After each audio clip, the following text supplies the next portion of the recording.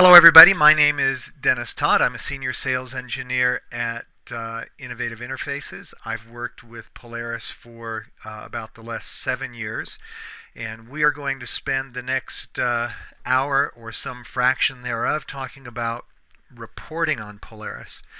And I promise you, in addition to this one, I only have one other PowerPoint slide that I'll inflict on you. But I do want to let you know that we will be talking about actually 4 different ways of doing reporting on Polaris. You see them listed there. When we think of reports, we're probably usually thinking about the second type of report, our standard reports. You go to a menu option, you click, and you run the report. And we have over 220 standard reports, and each one of those reports usually has a lot of different ways that you can parameterize time periods and different parameters. But we actually have these 4 different methods, and as I have them listed here, they probably, I hate to say that they sort of increase in complexity, but let's say they increase in sophistication. The first 2 type of reports there that I'll be showing you are really nice and kind of refreshing to a lot of Polaris libraries, because as long as you actually to the first type of report, almost every staff member in the library has access to those, and quite a few usually have access to the second type. A lot of times we hear from non-Polaris libraries that staff get frustrated that they cannot get the kinds of information that they need to be able to get, that they can't run the sorts of reports they need to be able to do. So as we introduce reports to you, we're really going to talk about the kinds of information that you can get right out there on the front line. But we'll talk about these 4 fundamentally different ways of doing reporting. So we're going to make that PowerPoint go away, and I'm going to actually start showing them to you. So what I'm going to do is bring up my Polaris staff client. This is the software that staff use to do everything if you're not a patron. Cataloging, circulation, acquisition, serials, reporting, and administration. Again, the standard canned reports are right there. Utilities, reports and notices, and depending on your permissions at the library, you'll be able to come in here and run those. And I'm going to show you how those work quite a bit. But before we actually talk about those, I want to introduce you to probably the most powerful tool in all of Polaris. And the nice thing about it being the most powerful is it's probably the most ubiquitous piece of software that you use as well. It's almost a part of everything you do, and it's nice that it's powerful. I'm going to press an F12 key, and that brings up my Find tool.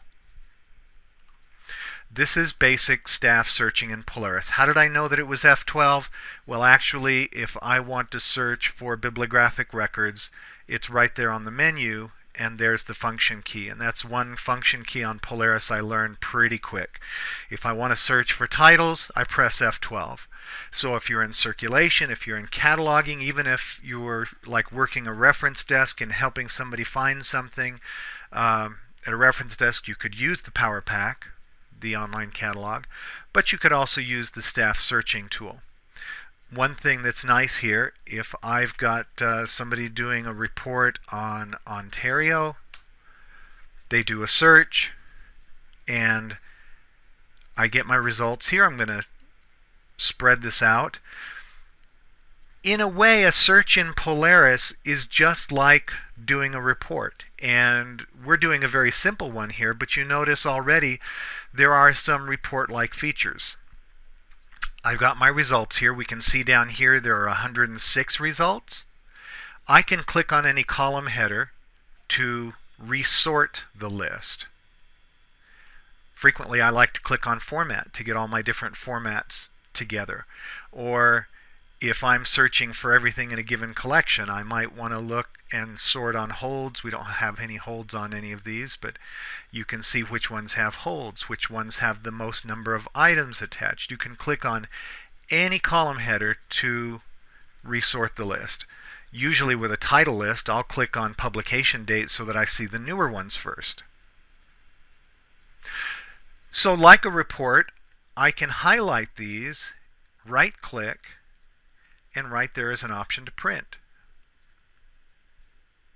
And I've got a bunch of different print formats, and if I want to output it in a bibliographic format, style guide format, then I can do that. And I've got these not going out on paper, but actually coming up as a PDF so that we can see them here in our session.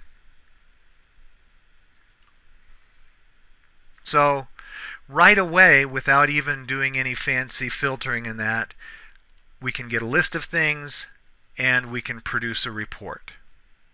And I started off showing you just something very simple and straightforward, typing Ontario and going, because we're going to show you how we can get even more sophisticated and more complex as we go along.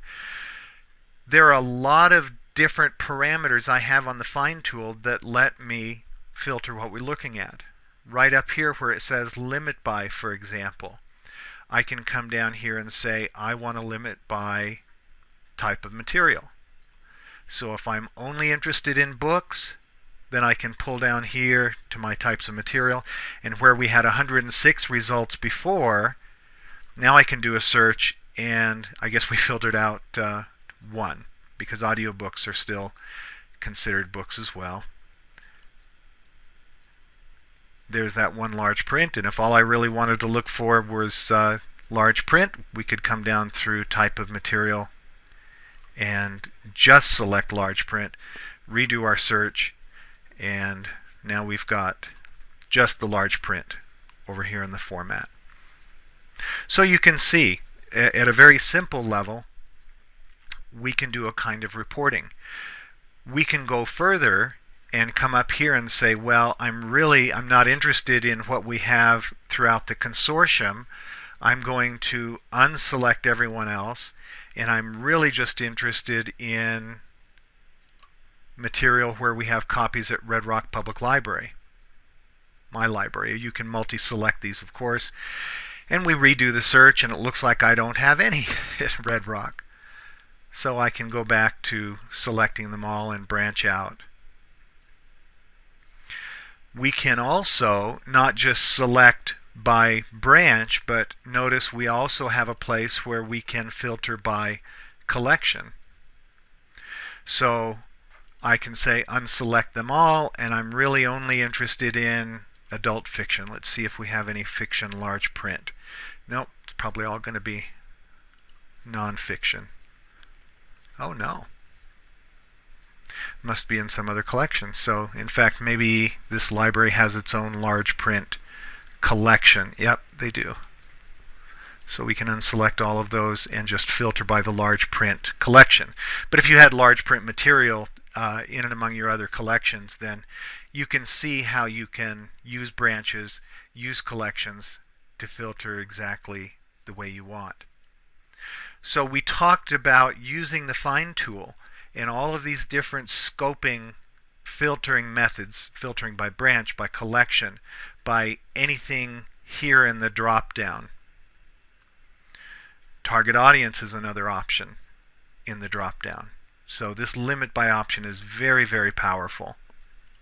Now the other thing, again, that's very powerful about the find tool, we're searching bibliographic records, and my options are different depending on the different kinds of material that I'm looking for. But in bibliographic records, when I say, what can I search by, Polaris gives you a huge laundry list of search points.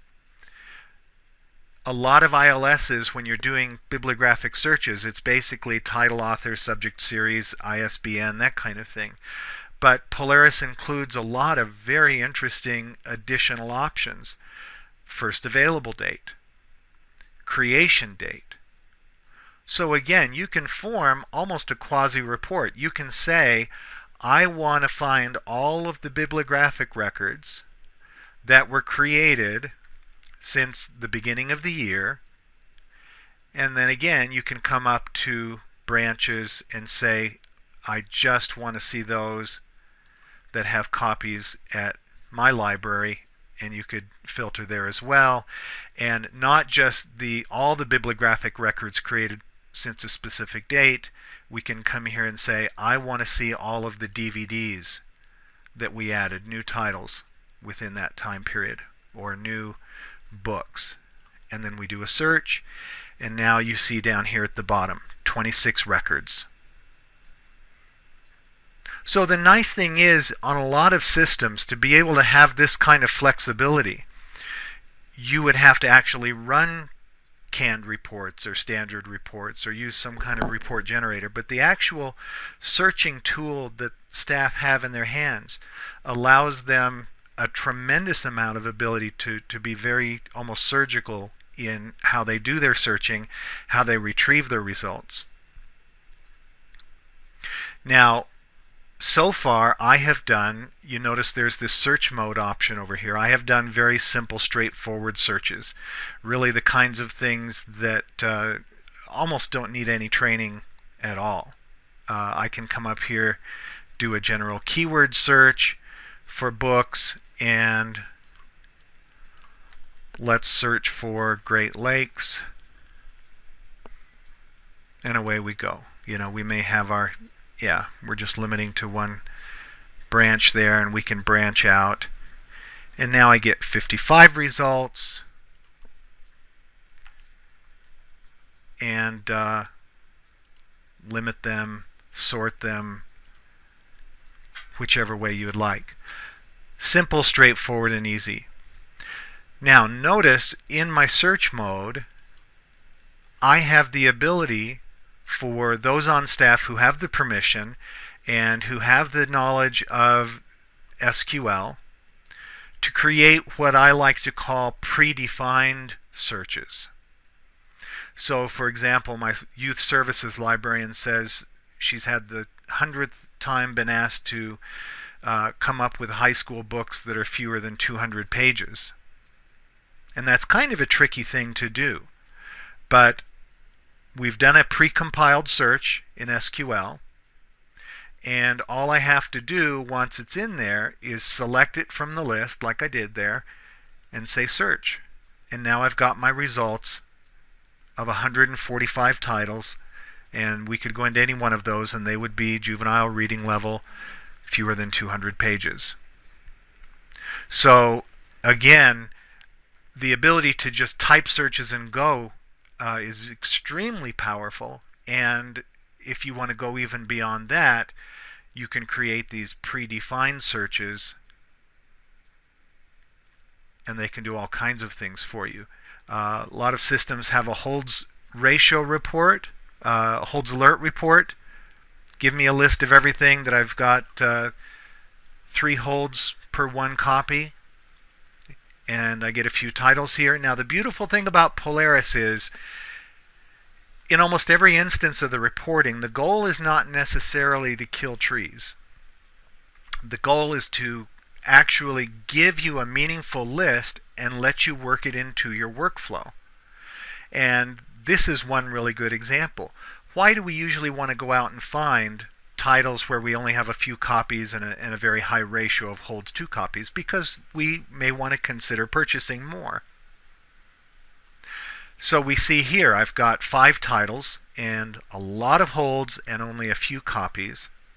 So if you decide that you need to or want to order more copies, rather than just printing these out and handing these to somebody, the person who actually does your ordering can run this query here on their own. And here's a very, very powerful feature in Polaris.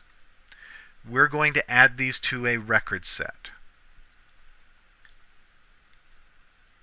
And we're going to say it's a new record set, and we're going to call this new ads for highly requested titles. Once I save that, now that I've batched these records together, I can do all kinds of things with them. Record sets are extremely powerful. In the example we're talking about here, I can come up to tools and say add all of these selected records either into a new selection list for acquisitions, or right onto a new purchase order. So the idea I want to get across here is, again, not just to get the information on paper, but to get the data that we need and fold it right into the workflow. So we looked at using the find tool, and we talked about doing very simple searches in normal mode, doing very sophisticated, powerful, predefined reports. Let's talk very quickly about, show you another example where we're not looking for bibliographic records, but let's say we're looking for item records. Let's say I want to find all of the DVDs at my library in the media collection. So, and this is one thing that's really nice in a consortium. We added this ability, I think, in the last couple of years, but look over here where it says limit by and it says assigned branch. Now you've got over 300 locations in your consortium, and every time your staff does a search, they may not initially want to see everybody's titles, nor do they want to have to come over to this limit by and say, I have to, I might be Worthington Public Library and be way down 300th in the list. I don't want to have to work through this list every time to limit the results to just my library. Polaris added the ability for you to come up here and say, my branch is down here at Red Rock. And as a staff member, when I do my searching, at least initially, I always want my results limited to just the items at my branch. So I can set this limit by here, come up to options and say, save this as my personal user default. So whenever I bring up, and in fact you saw it when I brought up the item searching, it automatically said limit my results to Red Rock. Now if in any given situation you want to branch out, that's fine, you can change that. But if most of the time you just want to see Red Rock's items, then you can have that limit applied automatically. It's a huge, huge time saver in a consortium like yours. So I not only want to look at items at my branch, but I really right now just want to look at what I have in my, let's say, DVD collection. Now literally, without doing anything else, I can just say I want to scan my whole DVD collection, because I don't think I have a lot at my library. I don't. I said Red Rock, I changed collection to DVD, and you look down here and there are 38 DVDs at my library. And like we showed you when we were looking at bibliographic records, again, you can click on any column header and it will resort the list. Click on call number and it's in shelf list order. But when we're looking at item records, you can see the columns are very different. Now we get the collection for each. We get the material type, the item type, shelf location if you've got it in there, call number, volume designation, the item status. If I want to see all of the different statuses in order, I can click on status and all of the out items are together, in process are together, in are together, so forth. If I want to see the stuff that has activity more recently, click once and it's oldest to newest, click again, it's newest to oldest. So if I click on call number again, you can do almost a virtual shelf scan of all of the items in your collection. Now, like we saw in bibliographic records, I can highlight them all, I can print. If I've redone how I'm doing my labeling, I can come right down and reprint labels for whichever ones are selected.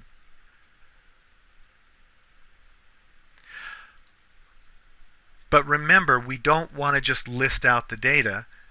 It's really a tool for working into the workflow. So I can highlight, let's say, all of these Downton Abbey items, and let's say I'm going to either reprint labels, or let's say I don't want those Dewey call numbers there. I've got local call numbers that I use in my media collection. So let's say I want to fix those all in one place. So again, rather than printing this out and having somebody go pull them, right here in my quasi report generator, I can just come in here and either add these to a record set like we saw with bibliographic records, or I can just make an ad hoc bulk change right there and come over to call number and say for my classification number, we're just going to use our local scheme. And that will make a bulk change on those item records to that call number. Again, it's reporting, but it's reporting in place as we need it. A lot of times staff in their workflow need to get even more detailed than that. So for example, let's come up here and say, I'm really worried that items owned by my library are going missing when they're in transit. So you can run reports for that if you want, but you can also do it right here in the Find tool. So we're going to come down and we're going to limit by circulation status. And we're going to say everything that's transferred or in transit, I want to see. And again, we can come up here to branches and say, I'm only interested in items owned by my library Red Rock. So right now, I can just click search, and I don't have anything transferred or in transit. So let's broaden that out consortium wide just to get some examples. And there we go. I've got to have more than that. I must have something else going on. Oh, there we go. I still have my collection filter going on. So actually now we should be able to go to just Red Rock and see all the in transit. There we go. All my transferred in transit at Red Rock. Now you look down here, there's 69 of those. And like we said, we can resort if we sort by last activity date. Wow, some of these things have been in transit for a long time. And in fact, we're not worried about the stuff that went in transit recently. So let's go even further and say, I want to know when their circ status date, in other words, when it got changed to transferred or in transit. I'm only interested in stuff in the last 14, or actually, I'm interested in stuff that was like way since the beginning of time, only up through the first of the month. So if it went in transit in the last 2 weeks, I don't want to see it in the list. Just the stuff that's been long in transit. And there we go. Now probably what I want to do is click on call number to get it in shelf list order. Actually what you can do is cascade your sort. So you would do collection and call number, and that would get it in shelf list order. And then we can do a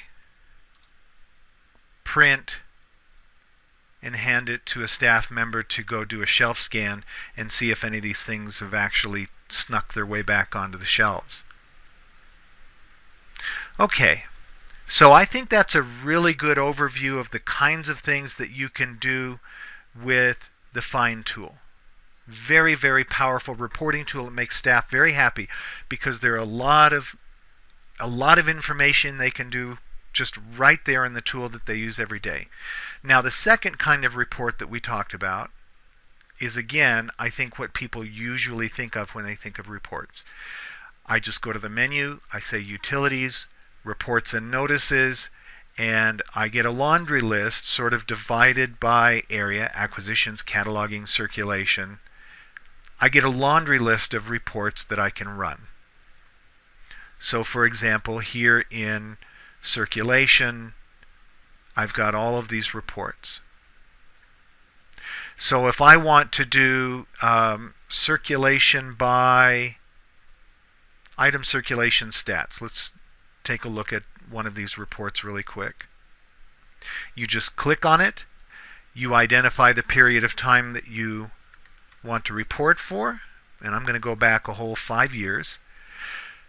Here in the organization list, you will only see, if you're permissioned to run reports, additionally, you will only see the organizations for which you are permissioned to run the reports. So don't worry that people will be running reports for one another. So I said, let's just look at item circ stats for Red Rock Public Library, and here we go. And you'll notice the report comes up by default in PDF format, which is very nice because with a PDF you can print it out. If you do want it on paper, you can email it there. You can even do file save as and put it on a thumb drive or something. Now the other nice thing about the reports, and I'll show you how and why in a little bit, any of these reports can be scheduled to be automatically either saved to a file share or sent out automatically via email. So if you've got branch heads that you'd like a report like this every Monday morning or the first Monday of every month, you can set that up and they'll just go automatically. So that is just one example of running this report. Now here's a turnover rate report, and let's say I want that in a different format. We can come up here and you can see the different formats that reports can be produced in. And I can say Excel and run the report in Excel. Again, run it for a long time. It's a demo database. We don't circulate obviously a lot of stuff, so I choose throw a big net to get the data. But since we said that we wanted it in Excel, and I've got Excel on this machine, now it comes right up in Excel format. Turnover rate by collection in the format that we specified. So that's really all there is to the standard reports. Now I'm going to point something out. Notice over here in our sort of directory structure of reports, there is a folder here called Custom. All of these other folders belong to Polaris. In other words, we will create new reports, we will tweak existing reports, and during an upgrade, we will or may do variations on these reports, change them, add to them. So any of these reports, you should kind of consider our domain. But you can create your own reports and put them in this custom folder. Whatever custom reports you put in this custom folder, Polaris does not touch. And I'll show you a little bit more later how this can be done. But you can take any of the standard reports. If there is a circulation report that you would like tweaked slightly, don't tweak the Polaris report over here in the circulation folder. But I'm going to show you how you can take any one of these reports, circulation by workstation for example, make a copy of it and put it in your custom folder. I've got some reports, I've got my own folder out here, and I've got some reports. This holds purchase alert report was a standard report in Polaris that I copied, put over here in my custom folder, and then went in and tweaked the report. So any of these standard reports you can make a copy of, put them in here, and do whatever you would like with them. You can also create your own custom reports from scratch. Polaris, if you want, if it's set up this way, and most libraries do, can log over, I can't remember what the number is. It's a huge number of different kinds of transactions that you can log. I wanted to be able to run a log of who has made changes to bibliographic records. So this report I created completely from scratch that looks at those transaction files and actually comes through, and it looks like I do most of the changes. So there's staff member, there's workstation, there's the bib that got changed, and actually over here what happened. So we close that and we're right back where we started from. By the way, as we look at these we looked at the fine tool reports, which most anybody can do. Now we're looking at the standard reports, and Polaris permissions come more into play here. So when I show you that Dennis Todd was able to come out here and create a bib record modification log, that of course is subject to your permissions and who you allow to actually go out and copy reports and modify them and that sort of thing. So, and again, who can do it on whose data. So it's not necessarily something everybody in the whole system can or would want to do. But we're just kind of talking about the different capabilities. In a minute, remember this whole concept of a custom folder, because we're going to show you even some greater stuff that you can do with that when we talk about the next type of reporting, simply reports. So these are the standard reports. Click and run, simple, straightforward. Come back and look at Adobe. One of my favorites, just to give you one more sense, one of my favorite reports out here is this statistical summary report. I like to look at it sort of like a dashboard, because it's kind of one report in a single glance of everything that's gone on in whatever period of time you specify. So here's statistical summary. Record counts, how big the system is at your branch, system-wide, and at the branch we specified. Circ stats, records added and deleted. A summary of financials and PAC statistics. So those are the standard reports. Close those out and we're right back here. Now there are a lot of reports that we need to have the ability to make a dynamic in a way. And usually when I think of these, actually there's countless examples, but I always think of a weeding list. I want to create a weeding list and I want it very specific, and no canned report really gives me all of the different filters and ways to slice and dice it. So for these situations, Polaris created Simply Reports, and Simply Reports is a web-based report generator. And again, not everybody at the library will want to get into Simply Reports and define and create reports. It's all, again, subject to who you allow to do it. Now, the final step in what I'm going to show you is the ability for one person to define a report in Simply Reports, but make it available to everyone else on staff. So not everyone else on staff who needs to be able to see or run Simply Reports has to get into Simply Reports. Only the people who define the reports. And then there's this neat mechanism for, we use the word publishing, to publish a new Simply report out where people can get at it. And I'll show you how that works. So here we are in Simply Reports, and I use my credentials that I use to get into any other aspect of Polaris. And we're going to remember our password first of all. And we're logged into Simply Reports. With Simply Reports, you don't have to know any fancy reporting. You don't have to know SQL. It is simply a matter of starting at the top of the screen and working your way down. So the example I used was a weeding report, weeding list. So we weed items. So I go to items. And first thing, we just say what we want on the report. So on a weeding list, what would we want? We're going to do it just for our branch. Usually we don't weed more than one branch at a time, but we do want it, we want the collection name, we want the barcode, we want the call number. Probably I would love to have off of the mark record the title.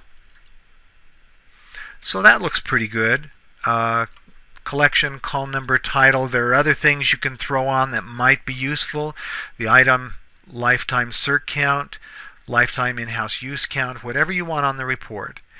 Now I'm going to sort this report by collection and call number, which makes sense because somebody's going to go look for this stuff and pull it. And I just rearrange the columns in the order that I want to see them. So that looks rational. So from the laundry list of what we could have on the report, we said what we do want on it displayed and how we want it sorted. So it's that quick. But it's not filtered yet. This, if we ran it right now, would be the entire database. So let's go into general filters down here and say what branch we want to do it for. Now what's interesting, this library quick pick is nice because if you've got libraries like Regina that have multiple branches, you could come up here and select Regina Public Library, and then down here under branches it would only show you the branches that belong to Regina. So it's a real nice way of not having to filter through all 320 locations down here. But I'm going to go even further, and I'm just going to weed here at Red Rock. So now we've just got items at Red Rock, and I'm just going to look to weed adult fiction and nonfiction. So I use my Windows multi-select capability, and we're looking good. So now it's a collection report, right? But we want more than that. So we've got other filters out here, and we're going to come down here to item circulation filters and say, now since this is a weeding list, we want to look for stuff that hasn't moved much. So if the lifetime circulation is less than 10 and the year-to-date circulation is less than or equal to 3, that's great, stuff that hasn't moved much. But wait a minute, let's say we only bought it 3 months ago. It hasn't really had time to circulate, so we want to bring the date in as well. So if the first available date, we only want to look at stuff where the first available date was more than 2 years ago. So that gives it plenty of time to have circulated. So we're looking at old stuff that hasn't moved enough. And I think that's good for now. Let's see what we get. So I'm going to click Submit. Now, Simply Reports compiles the data. It does not print the data. So what Simply Reports does, after we specify what we're looking for, preview limited to 1,000 records, there were 5,500 results, and again it's a demo database, so we really don't circulate much at all. So we got a lot of candidates here for our weeding list, and if you want, we can go back and be a little more specific and say, well, if the lifetime circ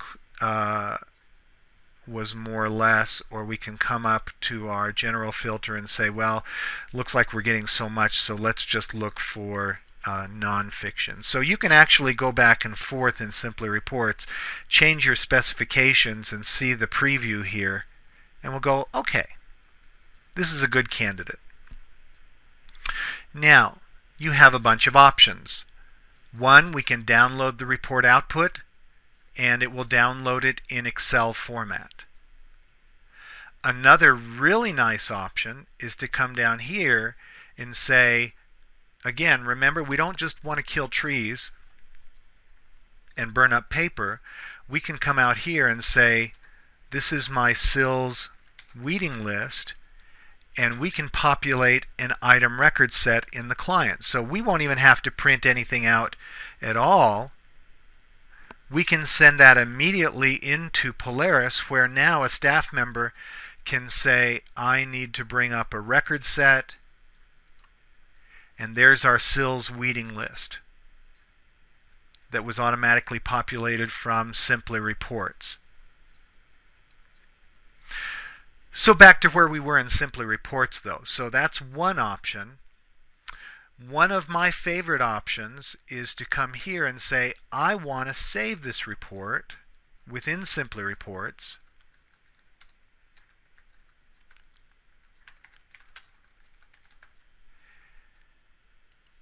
And I'll show you why that's a great thing.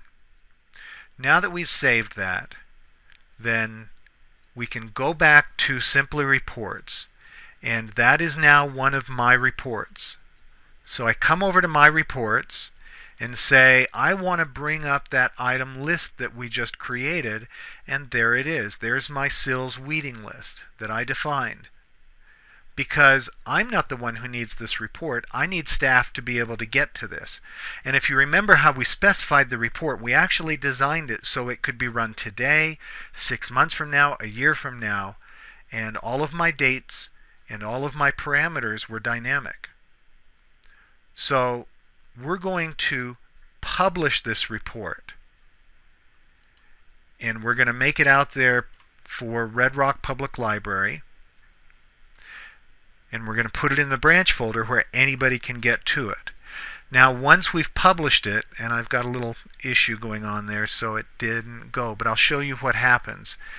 Once you publish a report, then all you have to do is send email to staff and say that weeding list is out there, and from now on when you need to run that, just go into, they can be completely oblivious to Simply Reports. They say, I want to look at reports and notices, and you tell your staff, go to your custom folder for your branch, and your weeding list will be right in here. And they'll run the list just like any other standard report, just like those standard reports we saw a second ago. And it can be as a PDF, it can be Excel, it can be HTML, and just like any other standard report, it can be scheduled and delivered automatically as opposed to run on demand as we've done here. So that's Simpler Reports. There's another report that I like to do that's a lot of fun. We did a list report, but if you look here, there are all kinds of different reports. And let's look at item stat reports and say, I want to look at checkouts by day of week, or day of week by hour, or just by, I don't care what day of week it is, I just want to know hourly how we're doing.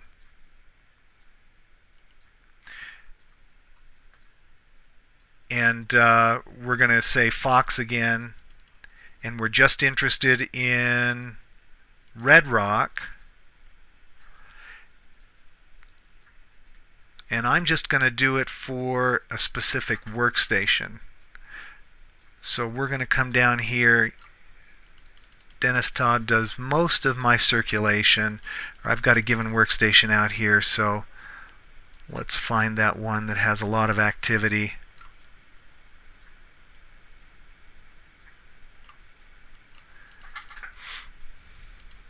There we go. There's my machine. And you can even do a date range. So let's say, let's look back, get numbers for the whole last 5 years. And end date, today's fine. Or you can just use a relative date and say, I want to know how busy that workstation's been for the last 60 days, 90 days, 3 months, 6 months, whatever you like. So we're going to say, I want to see this now. And we submit the report. And there we go. Then it's pretty busy. Let's download the report output. And it becomes an Excel file. And the fun thing about bringing reports into Excel is you can do all those neat things that we do with Excel. So I can come through and look at the different time spans and say, let's insert a chart. And there's my chart options. And there we go. Or more useful might be, let's see, a chart here where we can see a stacked line. So the integration with Excel is really nice. And we could output those from the standard reports and, as we did just now, from Simply Reports as well. So we'll close that and close Simply Reports. Now, of those report types that we talked about, I've shown you staff client searching. We talked about standard reports that you just click and run from the client. We just talked about simple reports. And again, these three types of reports are typically what most staff members will use all of the time. Obviously, everyone can get to the Find tool. A lot of folks can get to standard reports. Typically, at libraries, there are a few people, department heads, and that sort of thing that can run simpler reports. I'm sure your consortium will all decide on, who will be doing what relative to that.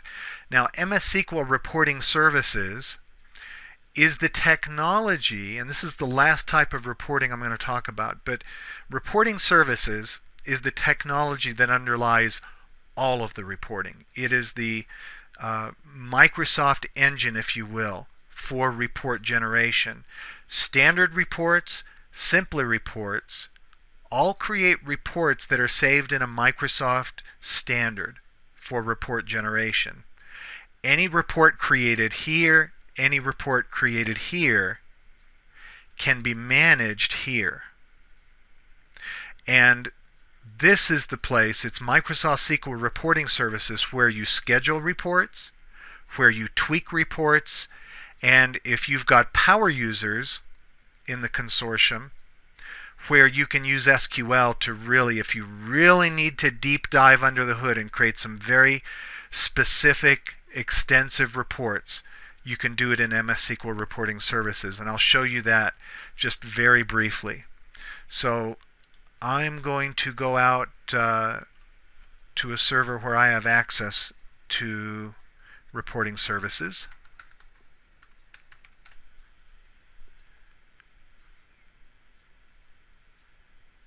Reporting services comes automatically with, it's an integral component of the database management system, the Microsoft SQL database management system.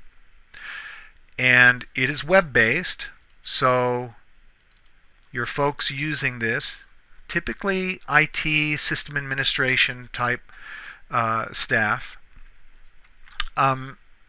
it's at a kind of high level like that, but it is actually very easy to use. And as I was saying, it's web-based. So we can use the report builder here to actually get in, design, tweak, modify reports. But there's some very basic maintenance type things we can do from reporting services as well. And as I mentioned, this is where we schedule reports and that kind of thing. Subscription scheduling reports is called subscriptions. So that's done there. Now look down here, and hopefully if you've been watching carefully, this will look a little familiar. I've got a directory structure, and I clicked on Polaris, and I see acquisitions, cataloging, circulation. There's that custom folder, notices, pack, public services. I see all of these folders in here that contain both my standard canned reports. So if I go into circulation, we see all of the canned circulation reports.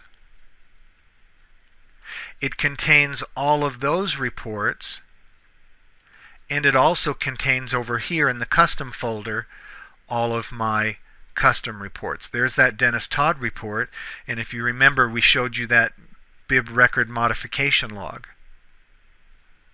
Now if you've got somebody that wants this holds purchase alert report on a regular basis, then we can come in here and look at any aspect of this, manage, and subscriptions is an option right here. So if I want to set up this thing for automatic delivery to a staff member either via email or to a Windows shared file directory, then I do that all down through here, and right here is a really nice sophisticated screen where you can say how often you want this sent out, start and end dates if there's only a period of time you want it to be going. It's very nice, very straightforward, very simple to use. So scheduling reports is very straightforward. Now, if there is a standard report that you want to tweak a little bit, then I can come into Report Builder, or let's say there's even a custom report that you used simpler reports to create, but you want to modify it at a little more sophisticated level. We can come into the Report Builder and say, and here it is, you say, I need to open an existing report. And we're going to come to a custom report that we did for Red Rock. And it might be this weeding list. This is the weeding list we actually showed. And if I come into the weeding list, then you can see simply how the reports are, how the columns are defined, what bits of data are there. And you can actually do some pretty simple straightening up. If we just want branch to be in the heading there, if we'd like a space between collection and name, column number, branch abbreviation, item barcode, maybe we just want to say barcode, and take the word browse out. So you don't have to be needing to do really fancy stuff to come in here. You can do just some very simple cosmetic things. If you want to hard code the report name, this is our weekly weeding list. So, not a very official sounding title, but you get the idea of the sorts of changes that we can make. Now, for those of you out there that are very technical, I will just point out quickly, because the rest of us kind of quail a little bit at getting this deep down. But if you do want to get to the underlying SQL, now this particular weeding report was probably, I guarantee you it was done with Simply Reports. A lot of times what I as a technical person do, just to save data entry if anything, I will go into Simply Reports and I will start a report there. Even if I know that I need to tweak it a little bit, I'll let Simply Reports do all of the fancy SQL. And then I will come into Reporting Services and say, I want to see that SQL, and here it is. I want to see the SQL. And I want to know what's going on, and I might even cut and paste this into another SQL tool and play with it there. But I can see some of the parameters that are in here where, for example, it says the lifetime cert count was hard-coded at less than or equal to 2.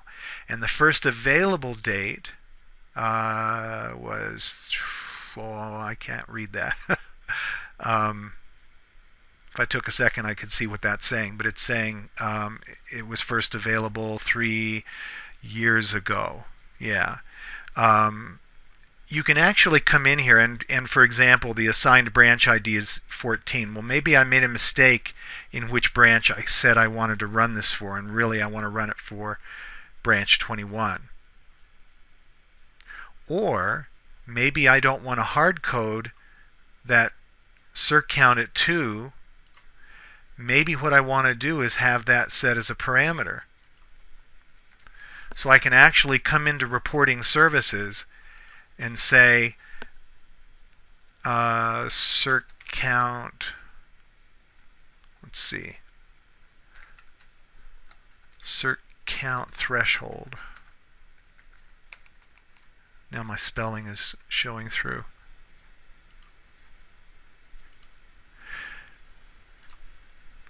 You can set up parameters so that they're predefined, and rather than that value in the SQL being hard-coded, you can have it, you can modify the report so that the user is prompted at runtime for that value.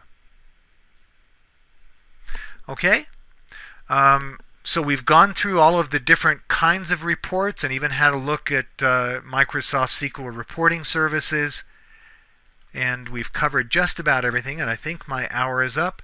So we're going to say good luck enjoy Polaris, and we'll be seeing you again when we talk about cataloging and acquisitions in our next session. So thank you very much.